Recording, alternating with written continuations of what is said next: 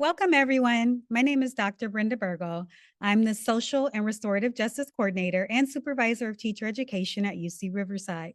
In this brief session, I am joined by our Assistant Dean and Director of the UCR Teacher Education Program, Dr. Frances Valdivinos, and Dr. Mayeen Quadar, Supervisor of Teacher Education, to explore what we believe is essential to teacher education, ensuring that justice is not just an add-on, but truly a through line programmatically. When we say justice, we mean critical social justice, racial justice, and restorative justice. These are not just abstract ideas. They directly impact the lives of our teacher candidates, the students they will teach, and the communities they will serve. Over time, teacher education programs, or TEPs, have reproduced systemic inequities by centering dominant norms and very narrow definitions of what count as a good teacher. These notions often privilege whiteness, assimilation, and standardization while devaluing the cultural wealth, lived experiences, and community-rooted knowledge that sustain justice-oriented teaching. Our work has been to disrupt and reframe that vision by interrogating whose knowledge and values are privileged in teacher preparation. We ask, in what ways can justice serve as an anchor, transforming admissions, coursework, candidate dispositions, and field placements so that equity is not peripheral, but foundational? Today, you'll hear from each of us about how our program has worked collectively, faculty, staff, and administrators, to make this vision real. From redefining an ideal teacher candidate, to rebooting our commitment to justice through actions, to implementing justice as a programmatic through line. My colleague, Dr. Mayeen Quadar, will begin by sharing how we have reimagined what it means to be an ideal teacher candidate through a justice lens. Thank you, Dr. Burgo. One of the most important questions we ask in teacher education is, who is an ideal teacher candidate for our program? Traditionally, the question of who qualifies as an ideal teacher has been answered through metrics like GPA, test scores, and notions of professional fit. But when we interrogate those measures, we see how they reproduce inequities. They privilege candidates with access to dominant cultural capital, reinforce standardized and Eurocentric ways of knowing, and normalize whiteness as the baseline of professionalism. From a justice perspective, we had to ask, what if we refused narrow deficit-based definitions of the ideal teacher altogether? What if instead we centered dispositions rooted in cultural humility, equity-mindedness, and the ability to recognize communities as co-creators of knowledge, as sources of wisdom, strength, and resistance, not as problems to be solved? In our program, we have begun naming these commitments explicitly. In admissions, we now look beyond test scores and grades to admit, deny, or waitlist candidates. We ask, how have candidates stood with marginalized students? Do they understand their own positionality within systems of power and oppression? Can they reflect on the communities that have shaped them? And how do they understand their role in teaching for racial justice? This does not diminish the role of academics, but rather disrupts the assumption that academic prowess alone defines a strong teacher. The strength for us also means the courage to engage in difficult dialogues, question the status quo, and cultivate classrooms where liberation is possible. And this shift is not only for our candidates. As Freire reminds us, teachers and institutions must also be transformed. As teacher educators, we've had to confront our own complicity in upholding exclusionary norms, asking ourselves whose knowledge we privilege, whose voices are silenced, and how we can move from theory to practice. Reframing this question through a justice lens requires accountability. To dismantle systemic barriers, to sustain the cultures of the communities we serve, and to place love and justice at the very center of teacher preparation. With that foundation, our Assistant Dean and Director, Dr. Frances Valdivinos, will now share how our program has intentionally revised its vision and dispositions to embody this commitment. Thank you, Dr. Quadar. Building on what you've shared, I want to talk about how we took that reflection and began turning it into intentional change within our program.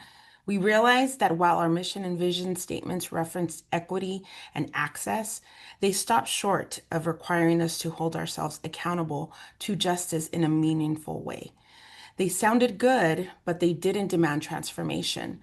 As a team, we undertook the work of re-envisioning our program values and dispositions, not as performative exercise, but as a deliberate act of collective self-reflection, accountability, and transformation, grounded in honesty about who we are and courageous about who we aspire to become. This process was not cosmetic. It required difficult, uncomfortable, and sometimes painful conversations. We asked, if justice is to be a through line, what does that mean for who we admit, who we hire, and how we measure our success as a program? In other words, could we claim to prepare justice-oriented educators while using tools and practices that reinforce exclusion and assimilation? One concrete example was admissions. In the past, our interview rubrics privileged academic background and professional experience only. We intentionally revised them to also measure advocacy, resilience, and commitment to equity. We shifted the question from, does this candidate fit our program, to how will this candidate contribute to the unfinished work of justice in schools and communities, specifically in the Inland Empire. So we rebooted our entire admissions process to center equity. We also revised our program dispositions to explicitly name anti-racism, restorative practices, and community engagement as core expectations. This was not only a message to candidates, it was also a call to faculty and staff as well. These values are not optional, they are non-negotiable. In addition, we initiated our Grow Your Own two-track educational pathway designed to support first-generation, low-income, and institutionally underserved students in becoming well-prepared teachers within their own communities. We established a residency partnership with our local school district to work together to recruit, train, and deploy teachers into the K-12 classroom. The participants in this collaborative have a guaranteed interview and commit to teaching at the local school district after earning their preliminary credential. Also, our BILA initiative has successfully increased the number of students pursuing the BILA in Spanish. To remove financial barriers and expand access, the Teacher Ed program has developed internal in-house assessments and coursework for BILA. This approach saves students approximately $300 to obtain the authorization needed to teach in dual language classrooms. Finally, our faculty advisors' work directly supports the critical social, racial, and restorative justice mission. This role assists the director in bridging research and practice, ensuring the programs remain grounded in both evidence and community needs.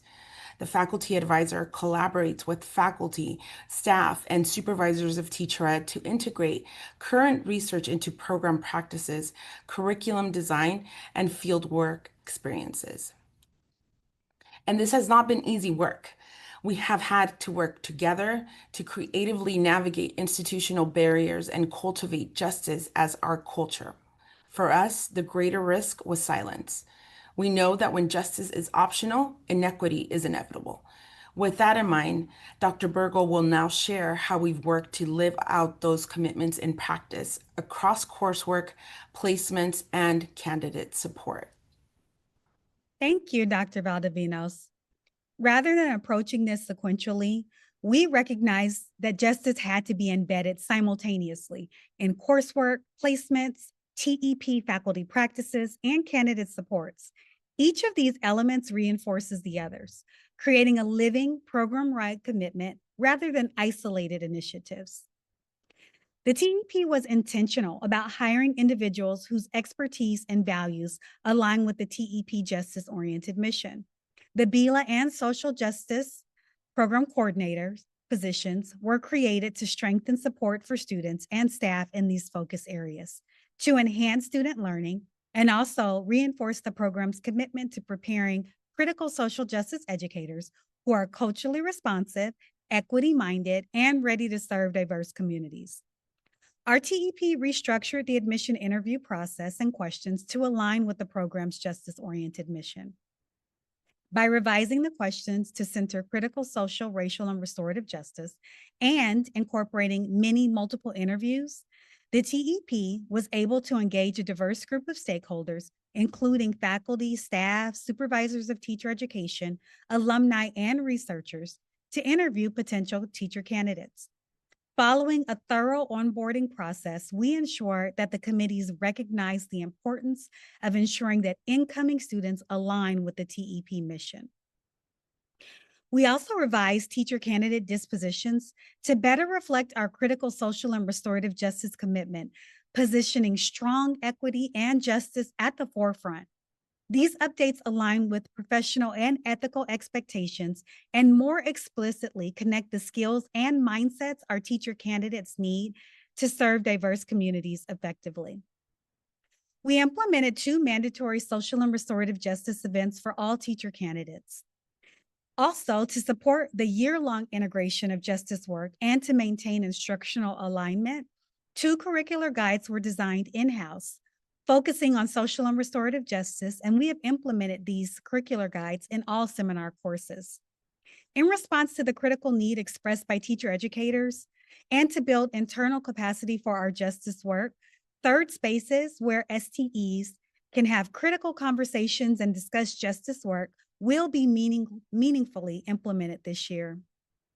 We also revised and rebranded our classroom management plan, which is a programmatic requirement, to our classroom community plan to better align our restorative approach to classroom management. At the same time, placements were reimagined to ensure candidates engaged in schools that are actively practicing equity-centered pedagogy. The Mentor Teacher Summer Institute was developed to create a strong support system for mentors and student teachers, fostering meaningful engagement with the mission and the work of the university and the TEP. By bringing together mentor teachers, district administrators, university faculty, and staff, the Institute creates a collaborative space that bridges the gap between critical educational research and classroom practice. This work is ongoing and imperfect, but its strength lies in its collective nature. Justice is not one person's project. It is a shared responsibility. By embedding these elements simultaneously, we hold ourselves accountable, center communities, and prepare educators to transform schools and society. We agree, if teacher preparation is to be a part of a larger endeavor toward upholding democracy and dismantling structures that reproduce inequity, it is necessary that social justice be viewed as an action and not simply a mindset. So our justice stance is one that strategically focuses on actions we can take across every component of our program, understanding that equity cannot truly exist without justice, and justice cannot exist without action. We endeavor through actions and implementation efforts to employ a strong equity mindset and become a lever of change. Thank you. Thank you.